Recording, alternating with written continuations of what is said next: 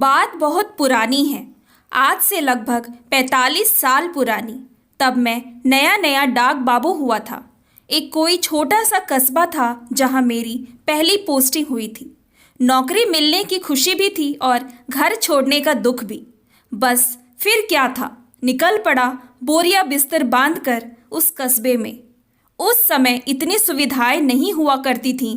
दिन भर के सफ़र के बाद बस रात को 12 बजे उस कस्बे में पहुंची। अनजान जगह और इतनी रात गए उस जगह कोई ठिकाना भी नहीं मिलने वाला था। मैं बस से उतरा, उस कस्बे के भीतर संकरी गलियों में चलता गया। कोई भी दुकान और किसी भी घर का दरवाज़ा खुला नहीं था कि मैं किसी से पूछ सकूं कि रात गुजारने के लिए कोई जगह मिलेगी।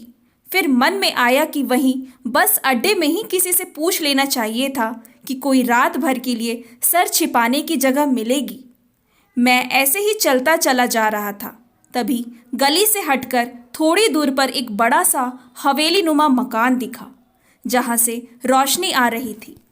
मैंने सोचा चलो कोई तो मिला जो भी तक जाग रहा है, इसी के घर वाले से पूछते हैं कि यहाँ कोई रात भर के ठहरने की व्यवस्था हो जाए। तो मैं उस बड़े मकान के पास पहुँचा तो वो सच में मकान नहीं, हवेली ही थी।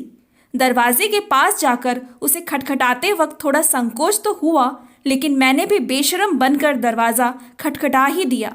क्या करूं, मजबूरी थी। दरवाज़ा खटखटाते ही एक नव युवती ने दरवाज़ा खोला जो कि घूंघट में थी। मैंने उसे अपनी समस्या बताई और साथ में अपना नियुक्ति पत्र भी दिखाया। उसने मेरी बात पर भरोसा कर लिया। फिर वो बोली, अगर आपको एतराज़ ना हो तो रात भर के लिए आप यहीं हवेली में रुक सकते हैं। बाहर की ओर इस हवेली के साथ लगा हुआ एक नौकरों वाला कमरा है। सारा ज़रूरत का सामान वहाँ है, जैसे कि बिस्तर वगैरह। बस मैं आपके लिए उस कमरे में पीने का साफ पानी रख देती हूँ और कुछ जलपान की व्यवस्था कर देती हूँ। मैंने कहा, इसकी कोई आवश्यकता नहीं है, आप सिर्फ पीने का पानी रख दीजिए और वो कमरा बता दीजिए कहाँ है, बस वो ही बहुत होगा मेरे लिए। इतना क्या कम है कि रात भर के लिए सर छुपाने की जगह मिल गई। वो बोली, ऐसे कैसे?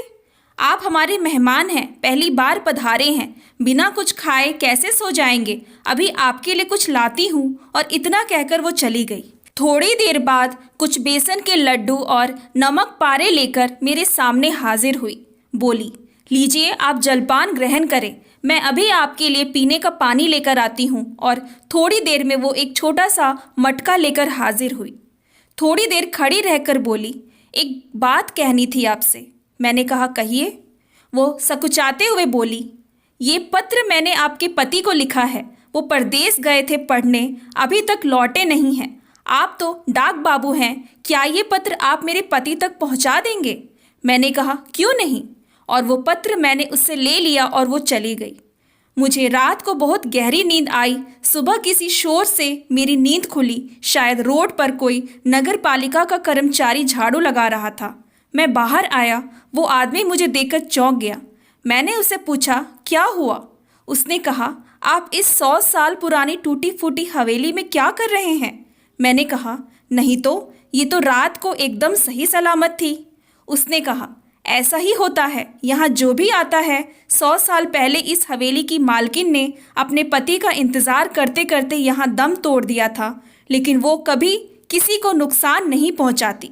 मैंने अपनी जेब में हाथ डाला तो वही पत्र निकल आया जो किसी ने इस पत्र को 100 साल पहले इसी हवेली में लिखा था।